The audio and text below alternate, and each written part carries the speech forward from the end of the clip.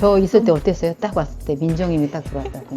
그때부터 느낌이 되게 이상하더라고요. 기도해주고 요즘 우리 둘째가 하나님 자기 전에 엄마 하나님 귀여워. 감사합니다 해주세요.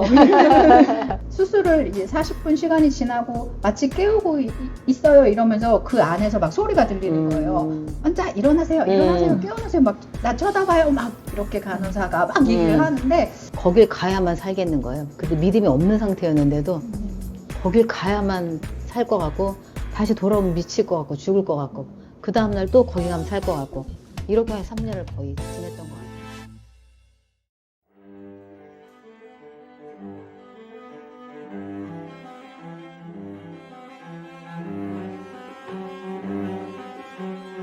들어오세요. 어서 오세요.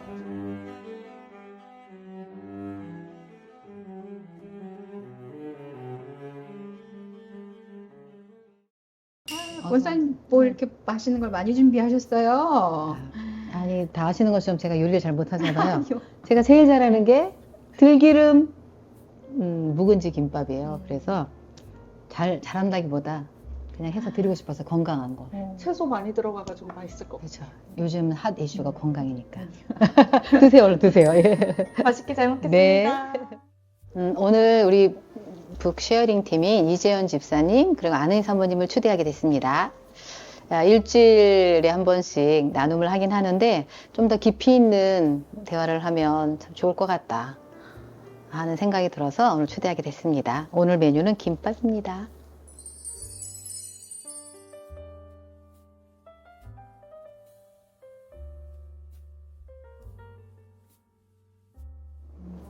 긴 더운 여름 어떻게 지내셨어요? 아우니치 갔다 와서 너무 좋았는데 병이 나가지고 며칠 좀 그냥 아우니치 끝나고 그 다음 주 수요일까지 애들 방학이었거든요. 근데 그때까지는 조금 정신력으로 버티다가 그 다음에 애들 어린이집 가면서 다시 다운되고 누워서 지내고 이렇게 지냈어요. 진짜 힘들었겠다. 아우니치 때는 즐거웠는데 네, 그때 막상 돌아와 보니까 사람 어떻게 지냈어요? 저도 방학이라 일주일 아우니치 갔다 오고 일주일은 예근이한테 이제 큰 수술이 있어서 비염 수술 때문에 그거 하고 병원 치료 다니고 이렇게 하느라고 시간이 벌써 다 갔어요. 저는 일본 갔죠. 가족끼리 갔는데 예전에는 이제 혜빈이가 한 20살 되자마자는 혜빈이가 혼자 다 모든 걸 계획해서 가는 여행이 한 번 있었는데 저는 혜빈이가 이제 그런 부분에 되게 강점이라 생각해서 되게 좋아할 것 같은데. 그랬는데 철저히 준비하는 거 너무 스트레스를 받았나 봐. 즐거웠긴 했는데 너무 힘들었다는 얘기를 했는데 그래서 이번에는 패키지로 갔더니 혜빈이가 훨씬 더 뭐랄까 좀 만끽한다고나 할까 되게 행복해하고 거기 막 즐기는 모습을 보고 아 그렇구나 이런 방법도 괜찮구나. 그래서 굉장히 혜빈이 너무너무 좋아하고 우리도 혜빈이가 행복하니까 우리도 좋고 그랬어요. 우리가 이제 북시어로 팀으로 이렇게 모이셨는데 저는 너무 하나님께 감사해요. 왜냐하면 제가 이제 뭐 원장이고 그럼 어디 가서 이야기할 것도 많고 또 써야 될 것들이 있는데 그게 참 어렵다. 왜냐하면 평소에 책을 많이 안 읽고 잘 안 좋아했거든요. 그래서 그거에 대한 갈급함이 있었는데 북시어 팀을 모집한다는 그걸 광고를 보고 역시 하나님은 진짜 살아계신다. 어쩌면 내가 이렇게 마음속으로 생각하고 있는 거를 이렇게 하게 하시네. 그래서 바로 신청을 해서 과연 누가 올까? 나 같은 마음을 가진 사람이 있을까? 생각했는데 그때는 이제 이재현 씨는 나중에 오셨고 사모님 계셨고 4명 있었죠. 우리 네. 저랑 누구였죠? 예슬 청년하고 여지원 집사님하고 여지원 집사님. 네. 김미람 씨는 나중에 들어오셨죠? 네, 나중에 들어오셨어요. 그래서 같은 생각과 같은 좀 필요를 느끼는 분들이 계시구나 이런 생각이 들어서 너무 감사했어요. 제가 막 갈급하고 나누고 이런 걸 하고 싶은데 제자반이나 성장반에 들어가기에는 좀 애매한 상황이고 그런데 이제 책을 읽고 묵상하고 이렇게 할 수 있는 거니까 나 혼자서도 충분히 할 수 있는 거고 또 같이 이제 공동체 안에서 나눌 수도 있고 그래서 너무 좋은 기회다 싶어서 바로 신청했어요. 저 있을 때 어땠어요? 딱 왔을 때 민정님이 딱 들어왔다. 되게 텐션이 업되잖아요. 선생님이 계시면. 의외다 이러지 않으셨어요? 아니요. 그래서 우와 세대도 다양하고 맞아, 너무 세대가. 좋다. 네, 그때 여지원 집사님도 그렇고 예술청년도 그때 있어서 세대도 다양하고 되게 조합이 참 처음인데 되게 좋다 그렇게 하면서 시작했죠. 이제 일단 저는 제가 얘네도 책을 많이 읽으시죠. 그게 애들도 그렇고 책을 많이 조작돼. 아니 내가 아, 그래요? 아니 제가 여기저기 얘기를 들어봤는데 집사님 책을 많이 읽는다고. 많이 읽는다고 그러는데 책을 책을 읽으면 조금 마음이 편안해지는 부분이 있어요. 그러니까 근래에도 조금 느꼈는데 피곤하고 힘들고 조금 머릿속이 정리가 안 될 때 그냥 딱 집중해서 2-3시간 동안 한 권 읽고 나면은 한 조금 권 그러니까 영화관 다 나오는 것 같은 느낌. 이제 그래서 좀 마음이 이렇게 정리가 떨어져 되는 느낌. 있다가 다시 네. 돌아가는 그런 느낌은 아직 못 근데 받아봤는데. 그 계속 육아하느라 못했어가지고 조금 필요하다고 생각했던 시점에 이게 모임이 생겨가지고 저도 조금 감사하기도 하고 삶에 조금 어떤 동기 이런 것도 되기도 하고 그러는 중이에요. 사실 요즘에 고민이 희찬이가 7살 돼가지고 이제 내년에 8살 학교 가는데 그게 좀 고민이에요. 동네 애들이 너무 많거든요. 그러니까 신도시다 보니까 애들이 너무 많고 애들이 많은 곳에 이제 마음 맞는 친구를 잘 사귈 수 있을지 학교 생활 잘 할 수 있을지 그리고 또 스스로 하는 거는 뭐 연습하고 하면 되지만 어쨌든 그런 학교의 일들을 잘 상처받지 않고 잘 하기를 바라는데 이제 제가 좋은 환경으로 좋은 학교를 조금 선정을 해주고 싶어요. 입학할 때. 그래서 지금 저희 동네에 있는 학교나 아니면 저희 어린이집을 졸업하고 보통 가는 이제 시골 학교가 하나 있거든요. 거기랑 이제 좀 고민 중이에요. 그래서 시골 학교는 거리가 멀어요? 거기는 차 타면 한 15분 차를 정도. 타고 가야 네, 돼요? 차를 타고 거기서도 이제 셔틀을 운행을 하는데 이제 둘째가 또 있으니까 둘째도 이제 학교 보내는 것들이 걱정인 거죠. 그래서 이제 얘가 공부를 잘하길 바란다기보다는 자기 길을 조금 찾아서 갔으면 좋겠는데 이제 그러려면 엄마로서 무엇을 좀 해줘야 되는지 그런 것들 좀 고민이에요. 그래서 그런 것과 이제 좀 일을 하면서 지내는 것들이 직업 가지고 지내는 것들이 워킹맘이 좀 힘들잖아요. 그래서 그런 것들 좀 고민이 돼가지고 좀 그런 거 가지고 기도를 하고 있어요. 하나님 지혜 주셔가지고 좀 아이들한테 맞는 방향으로 좀 잘 결정할 수 있기를 기도하고 있어요. 저는 고민이 가족의 구원. 왜냐면 나도 좀 의심이 많은 사람이었는데 하나님께서 하나님 믿게 해주셨는데 그래서 가족들 구원이 얼마나 힘든지를 알겠는 거예요. 기도할 때마다 참 쉽지 않다 그런 생각하는데 가족들이 빨리 구원을 하나님을 알았으면 좋겠다 이런 게 좀 가장 고민이에요. 그래서 이렇게 뭐 전하거나 그러는 것도 사실은 쉽지 않잖아요. 근데 저는 그때 뭘 경험했었냐면 우리 아버지가 신앙이 없으셨고 되게 완고한 분이셨잖아요. 근데 이제 저는 전하긴 해야 되는데 어떻게 전해야 되나 굉장히 고민했을 때 새벽 기도를 왔었거든요. 아버지 병원 입원해 계셨을 때. 근데 그 새벽 기도에서 목사님이 뭐라고 하셨냐면 어떤 권사님이 사형리 그거를 그냥 전했대요. 그 부모도 안 믿는데 전해서 그냥 들으시건 말건 네, 전했대요. 그래서 구원을 받으셨다는 얘기를 제가 새벽 기도에서 들은 거예요. 그래서 그날 병원에 가서 그냥 전했어요, 아버지께. 아버지하고 그냥 막 읽어드렸어요. 읽어드리고 저 집에 갈게요. 하나님 믿으세요. 이렇게 했는데 고개를 이렇게 끄덕이셨거든요. 그랬는데 그때 제가 너무 놀라웠어요. 아니 하나님께서 어떻게 그 새벽 기도에 가게 하시고 거기서 그걸 듣게 하시고 아버지께 전하게 하시고 어쨌든 결국은 아버지가 영접하시고 하늘나라 가셔서 너무 행복했거든요. 그래서 그때 가장 행복했던 게 우리 주보에 민태 1성도 그 한마디가 너무너무 행복했어요. 그래서 지금 이제 그 나머지 가족들 구원이 아직 없으니까 때는 있을 거라고 믿음은 있는데 지금 계속 기도하고 있죠. 그게 가장 고민거리 그런 것 같아요. 네. 하나님의 때와 하나님의 방법이 있는 것 같아요. 맞아. 네. 좀 어렸을 때는 애들을 그렇게 좋은 환경에 데려가고 좋은 거를 해주고 이렇게 하면 아이들이 신앙으로 잘 자랄 거라고 생각했는데 애들이 점점 커가면서 얘네가 이제 무슨 생각을 하는지 무슨 고민을 하는지 얘네 마음의 신앙이 어떻게 생겨가는지 이것들을 잘 모르겠더라고요. 그러면서 점점 하나님한테 의지하게 되는 것 같아요. 예근이가 이제 비염 수술을 했는데 이게 수건 사업이었거든요. 예근이 평생에 지금 17년 살아오면서 평생이 수건 사업이었는데 드디어 이번에 했어요. 근데 이제 들어갈 때까지도 병원에서 전신 마취를 하고 들어가기로 했거든요. 이번에 그 수술 한번 부분 마취했다가 실패하고 그래서 전신 마취를 하고 들어가려고 하는데 처음에는 진짜 걸어서 잘 갔다 와, 수술 잘하고 와 이렇게 하고 기도 같이 하고 들어갔지만 이렇게 들어갔는데 수술을 이제 40분 시간이 지나고 마취 깨우고 있어요 이러면서 그 안에서 막 소리가 들리는 거예요. 환자 일어나세요, 일어나세요, 깨어나세요, 막 나 쳐다봐요, 막 이렇게 간호사가 막 얘기를 하는데 되게 그때부터 느낌이 되게 이상하더라고요. 되게 하나님, 내가 할 수 있는 거 진짜 아무것도 없어요. 지금까지 내가 이 아이한테 해준 거는 아무것도 아니었어요. 하나님, 지금부터 이 아이의 인생 가운데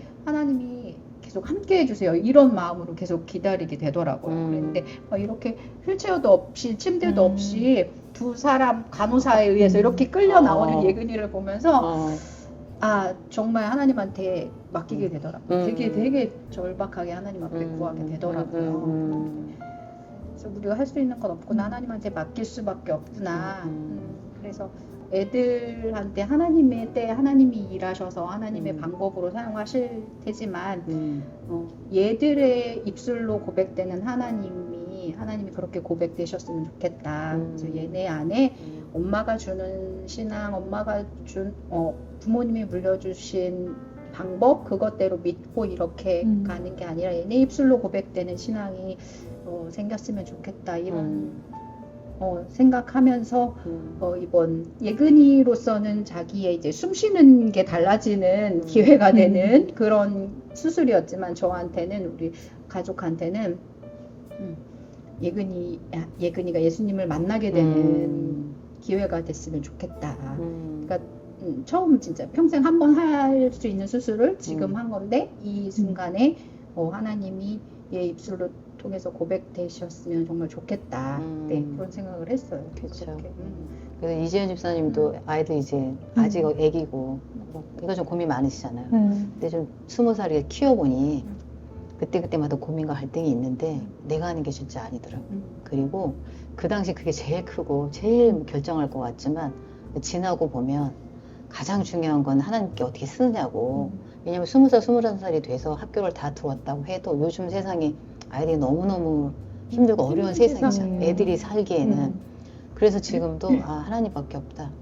그것을 심어주는 게 가장 큰 것 같아요. 학교를 어디 가나 사실 중요하지 않은 것 같아요. 그래서 그게 요즘에 고민인 게 그러니까 제가 믿는 하나님을 아이들도 알게끔 그렇지. 알려주고 싶은데 그렇지. 하나님이 나를 살게 하신다는 걸 그냥 살면서 조금 알았으면 좋겠는데 이제 그렇지. 그러려면 내가 토양을 잘 그래도 기초적인 토양을 내가 해주고 성경 읽어주고 기도해주고 요즘 우리 둘째가 하나님 자기 전에 엄마 하나님 감사합니다 해주세요. 같이 감사합니다 기도하고 자거든요. 그래서 그런 것처럼 이제 그런 문화적인 거, 분위기적인 거 이런 것들을 조금 만들어주려고 노력해요. 그럼 계속 저도 속는 거예요. 그러니까 다른 사람들 얘기하는 거에 그렇지. 이거 해야 된다더라, 태권도 해야 된다더라, 영어 어렸을 때 영어 회화해야 된다더라, 한글 해야 된다더라 이런 거 자꾸 듣고 속으니까 그게 그게 하나님보다 더 높은 것처럼. 그러니까 지금 내가 그거 우리 아이들한테 장착시켜주면 아이들이 이 세상 험한 세상 잘 살아갈 수 있을 것 같은 느낌이 드는 거예요. 그래서 자꾸 저한테 계속 되뇌이던 중에 마침 오늘 말씀에 야곱 이야기가 나와가지고 너무 좀 울면서 들었잖아요. 야곱이 내가 진짜 야곱같이 그랬구나. 그 장자권 얻으려고 막 그랬구나. 막 이런 그런 마음들이 들더라고요. 오늘 말씀에 야곱도 한 번에 딱 이런 건 없다고 하셨잖아요. 다 시간이 필요하고 그때마다 성장시키고 성숙시키는 게 맞는 것 같아요. 저도 예전에 정말 믿음이 없을 때 동생이 많이 아파가지고 동생 때문에 더 어쨌든 성장을 좀 한 것 같아요. 왜냐하면 교통사고 당해서 다리를 거의 절단하라고 했을 때 이제 서울 병원에서 입원했을 때 제가 그 출퇴근하면서 간병을 했거든요. 간병했는데 끝이 안 보이고 너무 고통스럽고 너무 지옥같이 힘들었고 그때는 믿음이 많지 않을 때였으니까 너무너무 힘들 때였는데 그때 11시에 그 세브란스 병원이니까 11시에 전도사님이 항상 예배를 드려주시는데 거길 가야만 살겠는 거예요. 그때 믿음이 없는 상태였는데도 거길 가야만 살 것 같고 다시 돌아오면 미칠 것 같고 죽을 것 같고 그 다음날 또 거기 가면 살 것 같고 이렇게 한 3년을 거의 지냈던 것 같아요. 근데 그때 믿음이 조금 돌이켜보면 성장을 좀 한 거예요. 이제 그러면서 성장반을 하면서 그때 읽을 책이 있었어요. 숙제. 영원 무슨 책이었는데 그 밤에 누워서 그 책을 딱 보는데 예수님께 십자가에 그런 내용이었거든요. 그때 갑자기 딱 이렇게 믿어진 거예요. 그래서 진짜 안 믿어졌거든요. 제발 믿게 해달라고 그랬는데 그때 확 이렇게 믿어졌어요. 그날 이후로. 그래서 아, 이게 하나님이 때라는 게 있구나. 그리고 성장반한테 그랬고 또 굉장히 힘들고 어려운 사건들이 항상 있을 때마다 제자반을 하게 하시고 뭐 요한복음반을 하게 하시고 뭔가를 항상 하게 하셔서 끈을 딱 잡고 있으니까 하나님이 계속 회복시켜 주시고 한 단계 한 단계씩 올려주시는 거예요. 그래서 오늘 말씀이 오늘 목사님 말씀처럼 한 번에 되는 건 없고 나에게 하나님의 계획이 계시는데 그 계획 속에 때가 이르렀을 때 그때 하나님과 함께 계속 동행해서 가다 보면 하나님께서 나를 좀 성장시키는 게 있으시구나 그런 거를 좀 많이 느꼈는데 오늘 말씀 듣고 다시 또 생각을 하게 됐어요. 그래서 희찬이, 희윤이도 이제 처음 시작이고 앞으로 계속 여러 가지 힘들고 어려운 일이 있는데 근데 그게 기도할 때고 가장 사랑하는 자식을 통해서 기도하게 하시고 그런 게 많았던 것 같아요. 오늘 목사님의 설교에서 목사님이 특세가 끝나는 마지막 날 청소년부 아이들한테 이제 기도 제목을 다 써오라고 했대요. 근데 이제 다 하나같이 뭐 부모님이 써준 것 같은 기도 제목, 뭐 어떤 신앙의 사람으로 서기를 원합니다. 이런 기도 제목을 써놨는데 목사님이 이건 아니지 싶어서 이거 내려놓고 그래 이건 내가 읽어볼게 이렇게 하시고 그 다음에 진짜 네가 원하는 게 뭐야? 그렇게 했더니 거의 대부분의 청소년들이 다 하나님이 믿어졌으면 좋겠어요 라고 고백을 했대요. 근데 우리 아이들도 지금 뭐 표현은 못하지만 진짜 그렇게 표현할 수 있는 것만으로도 얘네는 신앙을 가질 수 있는 준비가 이제 되는 아이들이고 인식하고 있다는 거니까 그것도 많이 성장한 아이일 텐데 그렇게 말로 표현하는 것까지도 되게 어려운 일이지만 그때까지 그렇게 표현을 해주면 고맙고 근데 그렇게 표현하기까지 또 그리고 나서도 뭐 우리가 해줄 수 있는 게 없는 거잖아요. 그러니까 얘도 믿어지기를 바란다고 하는데 믿어졌으면 좋겠다고 하나님이 진짜로 나의 구주이고 하나님이 나를 위해 죽으셨고 다시 살리셨고 부활하셨고 이렇게 나를 지금도 붙들고 계시다는 거를 정말 믿어졌으면 좋겠다고 고백하는데 우리가 할 수 있는 일이 아무것도 없구나. 점점 그렇게 되더라고요. 우리가 생각하는 부모님은 고통과 어려움 없이 그냥 갔으면 좋겠지. 근데 그러면 우리도 겪어본 것처럼 고난과 고통이 없었을 때 늘 하나님 찾지 않는다는 게 맞는 것 같아요.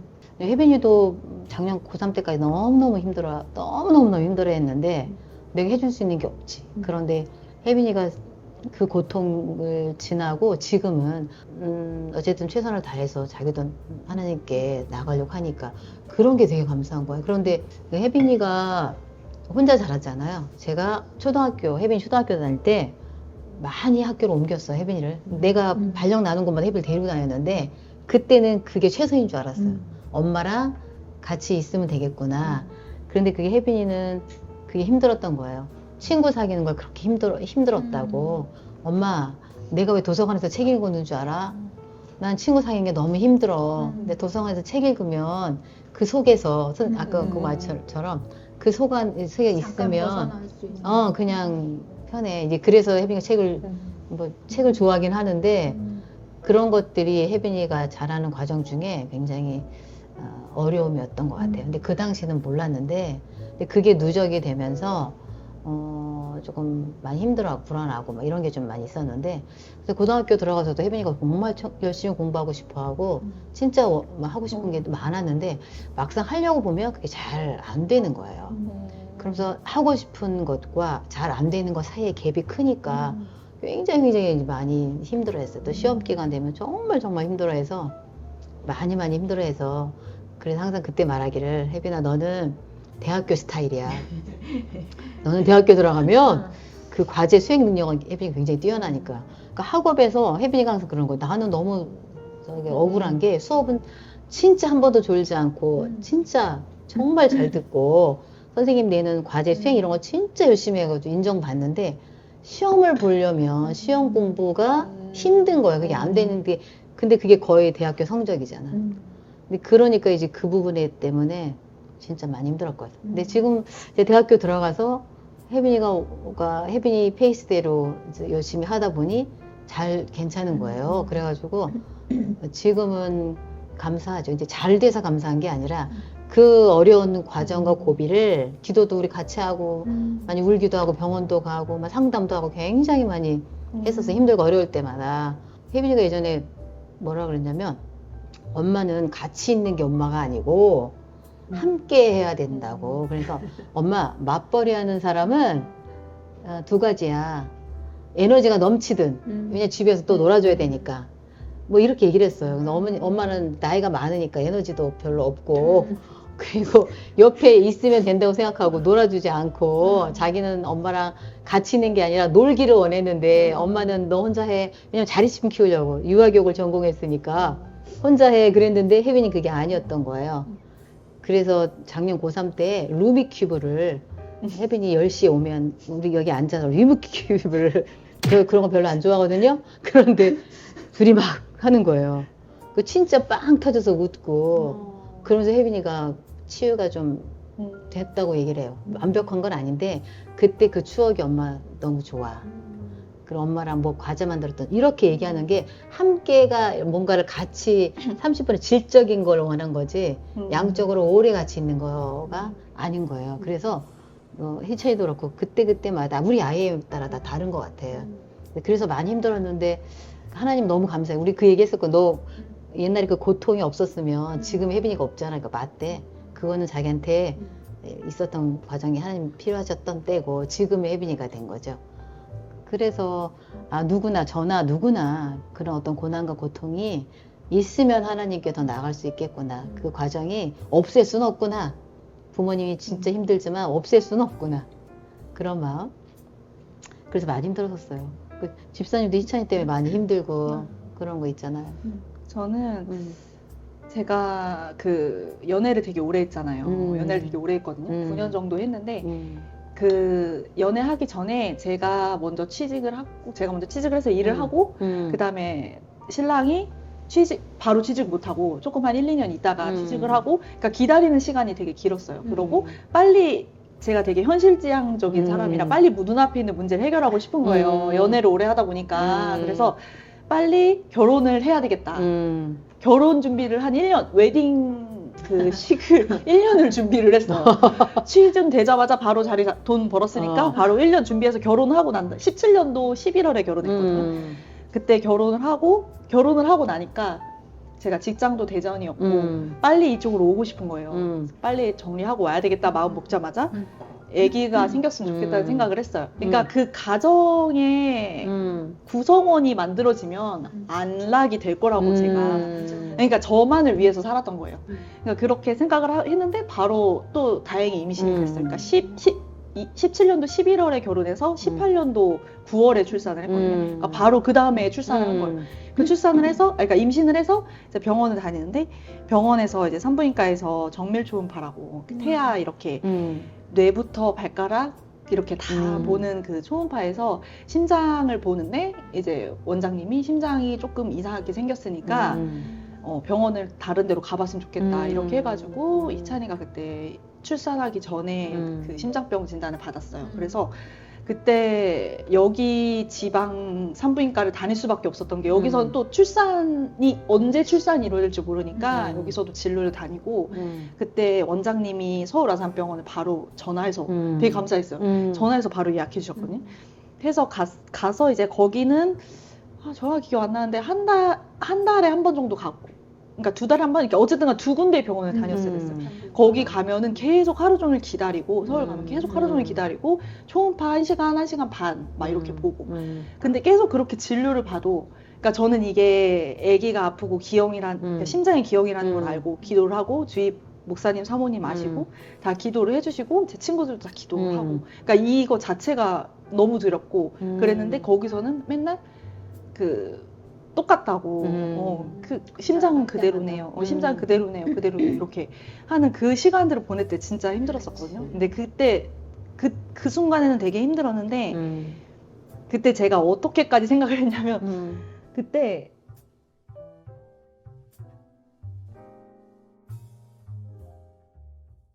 그 흉관이라고 이렇게 튜브 이만한 거 있거든요. 그걸 이렇게 넣고 있는데 걔는 그게 힘들어서 우는데 그러니까 저는 그거를 왜 못 견디냐 막 그렇게 나는 걔는 아들 같아가지고 지난 여름에도 연락이 온 거야. 걔 나한테 전화가 와. 결혼했는데 자기 이제 부인하고 애기는 생사를 오고 갈 만큼 간신히 살렸다고 이제 어른들이 그러시는데 시골 어른들이 피를 너무 많이 쏟으시고 결론은 이렇게 나누는 것도 그렇고 너무 감사하고 예, 행복합니다.